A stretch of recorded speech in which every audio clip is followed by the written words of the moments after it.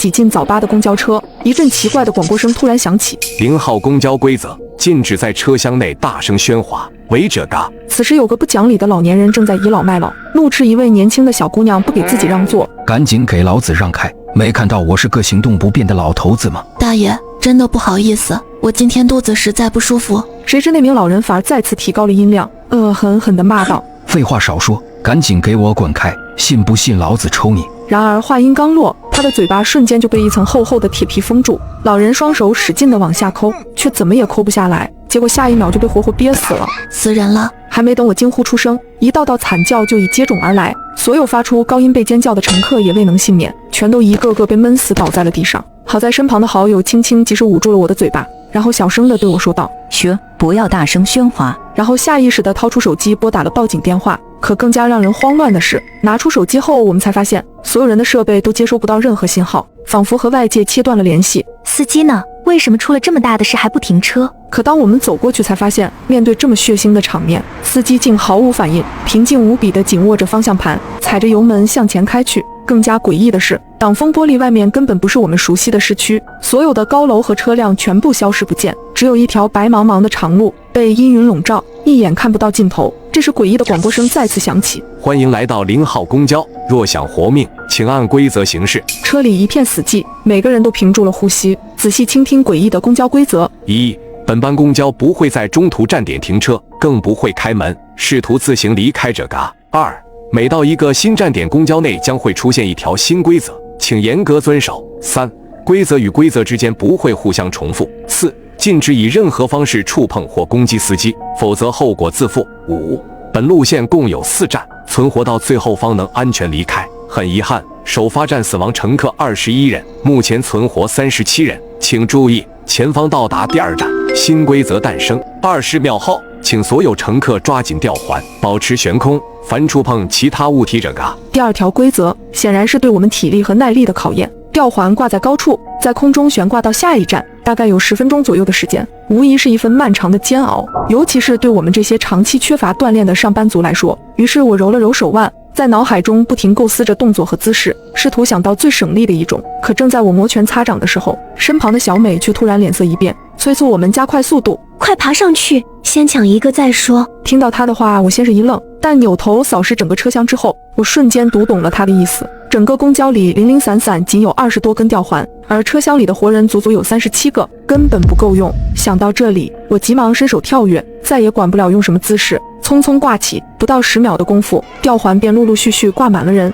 眼看时间将要截止，仍然站立的乘客们再也没法冷静，找准一个个已经挂好的乘客，不停推搡，不停拉拽，甚至拳打脚踢，一时之间混乱无比。本就血流成河的车厢俨然变成了内斗的修罗场。为了不被众人波及，我把双脚也向上荡起，整个人紧紧缠在顶部的横杆上，手脚并用，仿佛一只紧贴树干的树懒，并且不停呼喊身旁的青青和小美，示意他们也模仿我的样子。中途有个光头男人试图把我拽下去，却发现太高的位置很难使劲，折腾几秒都不能把我弄走，只能钻向了别处的站团。等到倒计时结束，滴滴声悄然响起，我急忙放开双腿，只与吊环本身保持接触，回头看去，那些仍在焦灼争抢的乘客纷纷顿住了身形，一道阴风骤然吹过，好似一把巨大的剪刀，每个人的身体都被规则地切成了几片。看着这一幕，我忍不住心里发毛，把手中吊环抓得更紧了些。公交有些颠簸，为了防止掉到地上，我把2只手臂交错穿过吊环，用手肘关节死死地将其扣住，哪怕疼痛刺骨，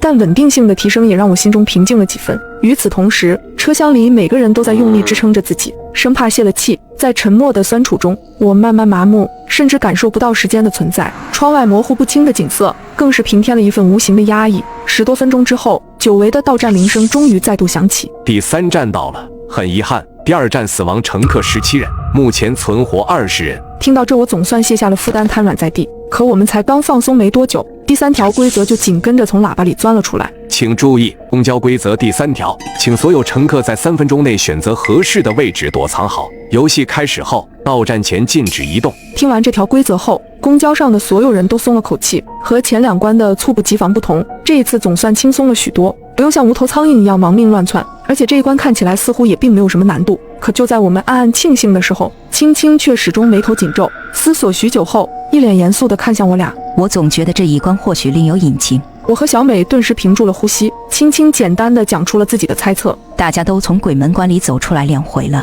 应该很清楚前面2关的危险性有多高。不难推测，规则多半很希望置我们于死地，但又会给部分人留下求生的余地。而眼前的第3关却完全不符合这样的模式，所以我认为第3关的重点可能在规则的最后几个字上面。你说的是到站前禁止移动？没错，轻轻点了点头。我猜接下来的行驶过程中很可能会出现一些意想不到的事情，把某些乘客淘汰。因为不可移动的规则存在，大家一旦选定了躲藏位置，就不能后悔，不能逃跑，到时候只能眼睁睁看着自己被淘汰。听完轻轻的推测，我们忍不住有些不寒而栗。这时大部分乘客都已经开始陆续寻找躲藏位置，而座位的下方则成为了绝佳的选择。眼看实在找不到规则背后藏着怎么样的危险，轻轻自言自语道：难道是我想多了吗？无奈之下，最后我们也只好打算躲进座椅的下方。可就在我即将钻到座椅底部的时候，我的余光却猛地瞥到了司机的身影。只见他双手放开方向盘，然后来了个180度的侧翻，直接将头倒立在了地上。而他那死气沉沉的脸上也第一次勾起了诡异的微笑。看着他那古怪的动作，我忍不住回头瞥了瞥那些塑料座椅，似乎突然明白了其中的用意。我的天！眼看时间已经开始了倒计时，我急忙拉起不远处的青青和小美，我也来不及做太多解释，只能赶紧催促道：快爬到座椅的上边去！两人虽然一头雾水，但还是迅速躲到了座椅上面。听到倒计时结束的那一刻，我这才放松了一口气。公交车内的众人全部屏住呼吸，默默等待着关卡的审判。发动机的轰鸣依旧持续，之前沉默的司机却倒立似的出现在我们眼前，嘴上露出诡异的笑容。捉迷藏游戏正式开始，西西，千万不要被我抓到哦！随后他就用头顶的地一点一点地匍匐向前。铁头功啊！嘘，别出声，不要动，你快看！只见司机跳向了离他最近的座椅，双眼正巧对上了座椅下年轻的小伙。西西，找到你了！那名小伙也是被眼前的一幕惊呆，发出了强烈的惊叫声。谁知下一秒，他就犹如石化一般，瞬间变成了石雕。直到这时，人们才终于明白，这看似简单的第3关，实则是人间炼狱。随后，司机继续向前，开始寻找下一名受害者。而那些选择躲在座椅下的乘客全都后悔莫及，除了眼睁睁等着自己被发现，根本没有任何办法，一个接一个的发出凄厉的惨叫。而有些人为了活命，竟然有了逃跑的打算，可他更是违反了禁止移动的规则，下一秒也直接变成了石雕。而我们所在的座椅上方却恰巧躲开了司机的视线，10分钟的时间悄然而至，我们成功的活了下来。第4站到了，很遗憾上一站死亡乘客13人，目前存活7人。听到这，我们3人这才松了一口气，一种劫后余生的复杂情绪油然而生。酱汁，这次多亏了你，否则我们的下场就……说到这，小美甚至痛哭了起来。没事了，小美，我也是到最后才发现了司机的端倪，挑战还没结束呢。是呀，小美，最后一关才是最关键的，我们3人一定要团结一致，打起12分的精神来。简单休息几十秒后，喇叭便迫不及待地再度响起，似乎不想给我们太多喘息的机会，开始宣布起新的规则。公交规则4，接下来的路段较为复杂，司机每半分钟将随机指定1名乘客，确认下一个路口的行驶方向，请选择向左还是向右，选择错误者当场死亡。若累计出现3次错误，司机会彻底失去方向，全车共同死亡，请谨慎回答。几道滋滋的电流声后，喇叭里彻底没了动静。这时小美分析道：每2个站点之间行驶时间足有10分钟，所以整个第4关里，司机将对我们进行差不多20次提问，而我们7个人最多只允许猜错2次，这个难度几乎比登天还难。青青站在我的身旁，忍不住叹了口气。从概率学的角度讲，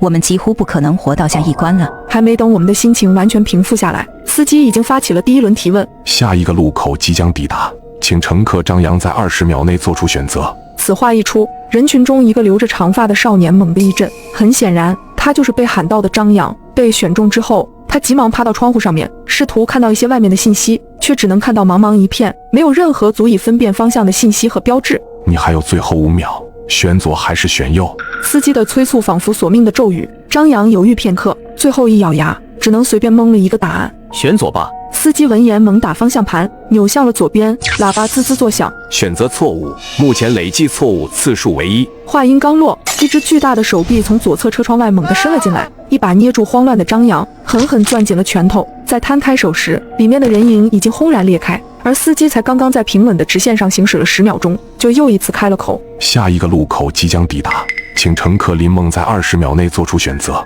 此话一出，离我们最近的那位乘客顿时大惊失色，在司机惯例的催促中，林梦只能选择了和张扬相反的右边。喇叭声再度响起，选择错误，目前累计错误次数为2。巨大的手臂再次出现，从右侧车窗猛地握住了林梦的身躯，这一次把她活生生拽到了窗外。公交里越发沉闷，接下来一次都不能错，否则5个人都将埋葬于此。紧张的空气里，司机开始了第3轮提问。下一个路口即将抵达，请乘客将只在20秒内做出选择。听完我忍不住一愣，别说判断路口了，我甚至连路都看不到，怎么知道该往左还是往右？面对这样无解的难题，我也只能随便瞎蒙了。就在我即将放弃挣扎的时候，一直沉默的小美突然说话了。你先别急，我有一个想法。我刚想开口询问，小美却已经迅速爬到了右侧的窗沿上，像是在找什么东西。接着她又跑到了左侧的窗沿上，2、3秒之后，她才回到了车厢里。右转。见她语气坚定，我也毫不犹豫地选择了相信。右转。与此同时，喇叭声也再度出现，选择正确，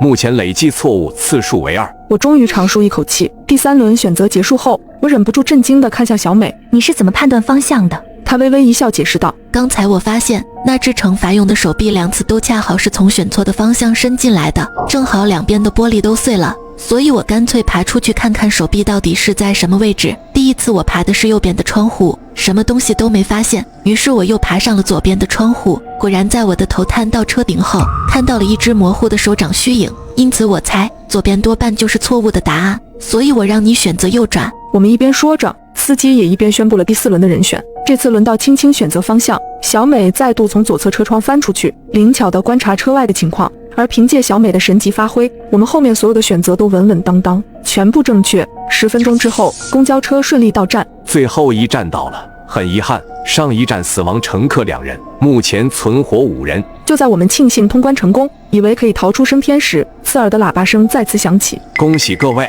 顺利过关，接下来车厢会被一分为2，变成2条通向正常世界的道路，只要顺利通过就可以重返你们的世界。你们有5分钟的时间，请谨慎选择。听完喇叭里的话，我不禁有些纳闷，这是什么意思？怎么还有附加规则？这是一道刺眼的白光骤然出现，大概几秒之后才能勉强看清眼前的场景。刚才还满是座椅碎片和残躯的公交车厢，此时竟真的变成了一左一右2条狭窄的走廊。左边这条十分凶险，地板下面是岩浆，仅有一根细小的木棍悬在空中，而右边的走廊就要安静得多，乍看过去没有任何异样，像是把安全2个字写在了墙上。简单思索之后，我把目光挪向了身旁的青青和小美。你们有什么想法吗？很明显，规则很希望看到我们选择右边的安全之路，但回想起前几关的生死劫难，根本无法确定右边一定比左边更安全。可就在我们3个人睁大眼睛到处观察时，剩下的2名乘客里竟然走出来一位大叔。他沉吟片刻后，径直地走向了右边的走廊。各位，我觉得你们可能把事情想复杂了。之前所谓的规则，无非就是想要淘汰大多数人，又总会给少数人留下生机。但别忘了，这条是附加的规则，你们都陷入了思维的惯性，老想着找到什么玄机，其实恰恰可能错过真相。有没有可能这2条走廊都没有什么机关，而是一道简单的分配问题？很可能每条走廊最多只允许1人通过，随后就会关闭。听完大叔的分析，我们3人全部陷入了短暂的沉默。各位，名额有限，我就不等大家先走一步了。可他刚走出2步，无数条刀刃突然冒出，仅是3、4秒的功夫，那位大叔就变成了肉泥。右边的走廊居然隐藏了刀刃，不知不觉间，大家的神情都变得紧张起来。然而此时，另外一名幸存的光头男却显得异常开心。大叔用生命的代价替我们摸清了右边的走廊，看样子现在只有左边的走廊才是安全的。如果这条走廊真的只允许1人通过，那么就是我了，拜拜了各位。说完，他就大步地跑了过去。然而谁也没想到，光头男刚踏出2、3步的距离，他就在一声惨烈的哀嚎中变成了片片血花。